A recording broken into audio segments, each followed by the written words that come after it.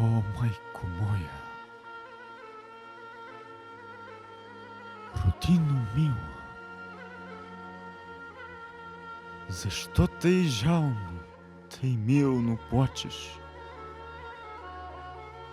Гарване, и ти, птицо проклета, на чий гроб там, тъй грозно грачеш?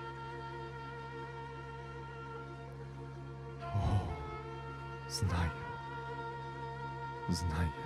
ти плачеш, майко, за той, че ти си черна рубиня.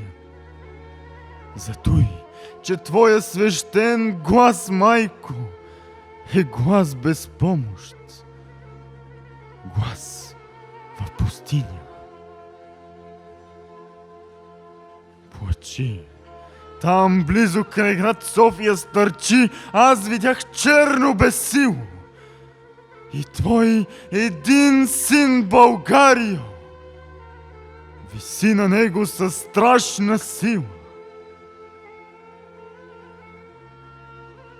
Гарва над грачи грозно, зловещо. Псета и вълци вият в полята, старци се молят Богу горещо, жените плачат. Пищят децата.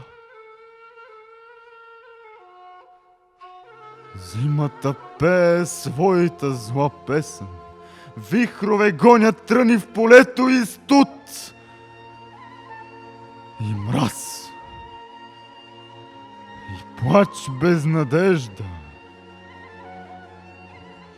навяват на теб скръб на сърцето.